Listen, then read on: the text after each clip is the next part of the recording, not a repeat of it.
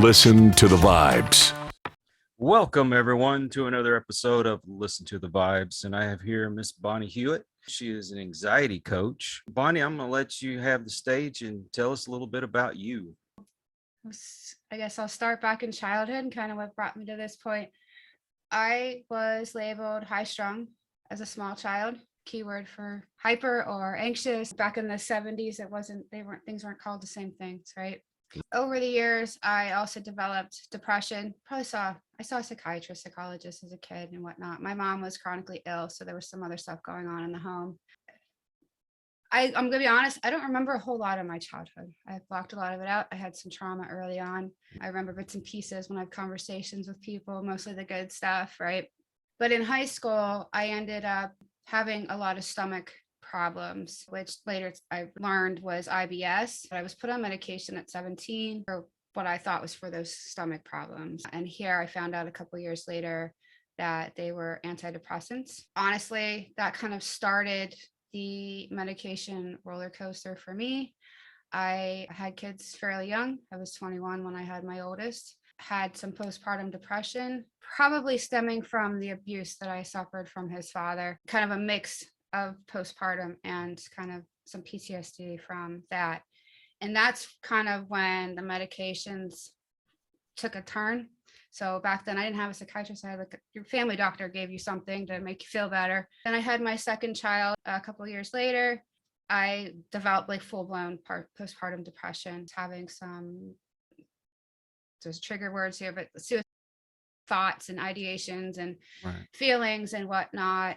Rather than trying to get off the medication and see if that would help, I ended up admitted to a psychiatric ward. They gave me 3 or 4 different things in there. All I knew at 23 was I wanted to feel better, right? That's why we go to the doctor. That's when things kind of got really out of control, I guess you could say, with the medication. But I didn't even realize it at the time because I'm raising kids. I went back to school, work, all of these different things. I just wanted to be able to function. So every time I go to my doctor and say, okay, I'm having trouble with that, it was add another med, take a med away, increase this one, decrease that one. It was just it was literally a roller coaster of up and down. I felt I would feel better for a while and then down. So I was then diagnosed with bipolar disorder because I was having these highs and lows. I was diagnosed with borderline personality disorder, OCD, PTSD, pages of diagnoses. I really had it in my mind that I was never better. I was going to be on medication for the rest of my life, and that I really had no control over kind of what was happening. It was like I was fully reliant on this medication. I did go to therapy, and I didn't know this till 15 years later. It was talk therapy. So I would go vent and get stuff off my chest, which is great, except I wasn't learning how to change anything, or that I could change how I was feeling and how I was behaving. And I know that sounds ridiculous to a lot of people, but when you have blind trust in your doctors and your medical team, and you're not making any, you feel like you're not making any progress, you don't have anyone in your sphere of influence, basically, that's suggesting to you, maybe you should try this, or could you try that? I hear a lot of people complain that people are suggesting things to them. And I really wish, I wish and I don't wish, all that I wouldn't be where I am now. It would have been nice if somebody had said, do you think you could try, or maybe see a different doctor, or see, I honestly just had blind trust. I thought he knew what was best for me because he was a doctor and I was a patient. I was just going to do what he told me so that I could keep raising my kids, keep going to work, keep making the money, keep paying the bill. Really, day after day after day, was just trying to survive at that point. My condition, they just progressively got worse. In 2009 or 10, I think it was 2009, somewhere around there, I was actually approved for electroshock therapy. So that's how severe my condition got in. I didn't go through with it because I didn't have anybody that I could trust to stay with my children for anywhere from 3 to 15 months in the recovery process. So I didn't go through with it. I'm really glad that I didn't. I have someone near and dear to me that went through that. I saw what it did to this person. It helped this person in respects, but I also saw some of what it really did to this person. It's a very hard thing to come back from. It's not an exact science. When you go in and mess around with the brain, it's a dangerous kind of thing. In 2011, I was a single mom. I had been a single mom for a few years. I was raising my two kids. They were 9 and 11 at the time. I was working from home during the summer. I was in accounting, and my oldest is on the spectrum. So I was managing all his care and his services that were coming in 4, 5, 6 days a week sometimes. He was having a difficult time at that point. One afternoon, I started having chest pain. His therapist was due to come. And I was like, I started a new antibiotic, and I was like, I'm allergic to everything else under the sun at this point. I was like, I'm going to take some Motrin, take some Benadryl, wait for his therapist to come see how I feel, and then figure out what to do after that. It just kept getting worse. So I ended their father, and I was like, I need you to meet me at the emergency room. I'm going to go get checked out, see what the heck is going on. My chest hurts really bad. And I didn't make it all the way to the emergency room. I had the kids in the car. I had to pull over. Within about 5 to 7 minutes of pulling over, I was completely. Oh no. I had contracted something called a Guillain Barre Syndrome, which attacks your immune system and your nervous system. It's now making its headlines on the news because it's get into this part of it, but it's related to the vaccine is causing some people to have this. The paramedics thought I had taken the drug over because I could hear and I could see, like I could sense what was going on. I could feel, but I couldn't respond in any way, shape, or form. I couldn't talk. I couldn't move. I couldn't nod my head or anything. So I end up in the hospital and go through the whole battery of tests. They found it, trying to kind of really figure out what the heck had happened to me. I went through batteries and batteries of tests, and they ended up saying it was this Guillain Barre syndrome. And then I spent the next, I think it was like 2 weeks or a week and a half, 2 weeks, something like that, in the hospital in rehab, learning how to walk and talk and eat and move. And I had no reflexes. I couldn't hold up my body weight. I mean, I had literally just had a full body reset is what it was kind of like. It's taking me like back to infancy. That really, I call that like the first part of my healing journey. I also tell people that it should have been a wake-up call, and it really wasn't. I was hard-headed, and when I came home, I was like, oh, that was a blip. Change. Going to keep healing, and I'm going to go back to work and move on with my life because, again, I have kids. I need to pay bills. I need my job. And unfortunately, as a society, that's what can happen is we get so caught in what we think needs to happen all of the time, or just stuck in a survival mode that we can't see anything else. We're not taking care of ourselves. I was not taking care of myself at all at that. I was on a lot of different medication. I was pumping caffeine like it was water so that I could take care of my kids and do my job. I spent, 11 hours a day doing 6 hours worth of work because I've got, kids running around. And I know this is more familiar to people now. They're going, oh yeah, I totally understand. Back then, this wasn't really a thing. You know what I mean? Working from home with your kids was not really a thing. So yeah, it took me a good 5 or 6 more years before I started to realize maybe something else needs to happen. It's like I tried my job, and I eventually got let go a couple of months later because my cognitive damage was so bad I couldn't do my job as an accountant. Ended up on disability. Like, okay, now what? In 2012, I guess it was, I was diagnosed with fibromyalgia. Well, that was what ended up happening. It was really strange. So diagnosed with Guillain Barre, and then 3 months later, I go for a follow-up with a neurologist, or I think it was a neurology specialist. And he's like, there's no possible way you could have Guillain Barre. And I'm like, okay, great.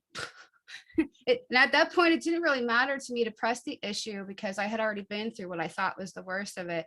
As things kind of evolved over the next 8 or 9 years, it was quite evident that in fact, it was. And I must have just healed enough in that period of time that I wasn't showing the symptoms that they typically look for at that, 3-month mark or whatever it was. Right. But yeah, so I was diagnosed with fibro. Then had my third child, surprisingly, in 2013. 2016, well, after I had him, I got diagnosed with rheumatoid arthritis. 2016, I had our fourth child. That was about when I was pregnant with him. Like miracle. I won't go into all the specifics, but there's no way on. And in scientific terms, like he really shouldn't have made it here. I don't know how that happened. So quite a shock to everyone, including the medical staff. But it was when I was pregnant with him, my husband was working. I was unable to work. I was kind of like, I need to do something because we were drowning as far as financially. The fourth child, I'm like, we're already not making ends meet. To put it nicely, I mean, paying this one month and paying that one the next month just to keep them kind of both on. That's when I kind of started looking into like, what can I do to bring a little bit in, whether to pay one bill a month or something. What are my kind of capabilities? And that was when I started Posh Notions, which has been my brand now for the past 5 years. And now it's interesting because I'm just kind of transitioning out of that. None of us are doctors, but the doctors here, especially Western medicine doctors, for the most part, they're trained in the art of medicine. They are medical doctors. They are trained to, and I'm not saying this is a bad thing. I am not demonizing. I also have a rheumatologist. My body does not handle medications of any kind, whether they be psych meds or rheumatology meds. I can tell you a wonderful story about the rheumatology meds I've been on. My body rejects them all. I'm allergic to, I think, 9 out of 10 antibiotic groups. Oh, wow. And it finally got to a point for me in 2019, actually. So this wasn't that long ago. After taking something called Humira, which is a biologic drug for my condition. I have rheumatoid arthritis. It had moved into my spine. I literally broke down and panicked because I had a 2-year-old and 5-year-old at the time. I was like, I need my spine. Like I've already gone through this whole recovery process from being paralyzed with my other 2 being young. I need to do whatever it takes to make sure that I'm able to at least do what I want to do with them. So preventing it at all costs to me was not that being in a wheelchair is the worst thing in the world. I don't want anybody to think that I think that. But for me, if I can prevent being stuck in any situation, period, I'm going to try to prevent it. And that's why I took the Humira, and it caused, I remember, so this was only a year after I had quit my psych meds. I didn't even get to that part of the story. I'm kind of jumping around. I apologize. But okay. It was like a year after that. And I started having anxiety, severe anxiety again, after not having any issues with my anxiety for like a year. Kept getting brushed off because I've got this 35-year history of depression and anxiety. And she's like, of course you got anxiety. You've been diagnosed with anxiety. I'm like, no, you don't understand. Like only when I take this do I feel like I'm going to have a panic attack for 2 days straight. Right. And it finally got to the point where I was like, look, I really love and respect you as a doctor, but I'm not taking this anymore. This is it. That was only one part of the side effects. It literally was wrecking my life, but I'm like, I'm like, this isn't worth, like, it sounds bad, but this isn't worth not being in a wheelchair. Cause I still feel stuck because I can't, I'm paralyzed with fear. I can't do anything. I can't go anywhere. It was worse to me to feel in that anxious state. But again, they're medical doctors. They're trained in medicine. They're not trained in yoga. They're not trained in, Kundalini exercises. They're not trained in meditation. A lot of them do use that and reference that and kind of help their patients with it. I remember my psychiatrist once told me, you should try yoga. In my mind, look, this exercise. Okay, how's that going to help me? Because he didn't even explain. He was like, just try yoga. I'm like, I'm 8 months pregnant. There's no way in hell I'm getting on the floor or trying to balance on one foot. Not right now. I worked up to that after the fact, but I didn't know that yoga was this whole experiential spirit. I mean, there is the exercise portion of it, and it does help your body get strong, but there's also a whole spiritual and calming element and focus element related to meditation that yoga was kind of built for. Again, I take it upon myself at this point that I wasn't I was so used to just taking the medication. I felt like I couldn't live without it. Having something like that at that point kind of suggested to me, it didn't make sense, right? Yeah. And I wasn't quite ready. I just wasn't ready to hear it, to be honest with you. I think we're starting to see a shift in the types of treatments people are looking for. I think for a long time, I think for the past probably 30 years or so, we have all gotten very accustomed to quick fixes and not undoing the damage that caused the problem in the first place, really addressing the root cause. That's what I help people with. I'm hoping that that's the people that I've learned this from do and help people with, is getting to the root cause of what's going on. Because unfortunately, if you don't get to that root cause, the problems are just going to keep coming up over and over and over again. Bonnie, thank you so much for your time. You really lifted me up this morning. How can people find you? I will put that in the description, but if you could let everybody know. Yeah, so my website is bonnierosetheacoach.com.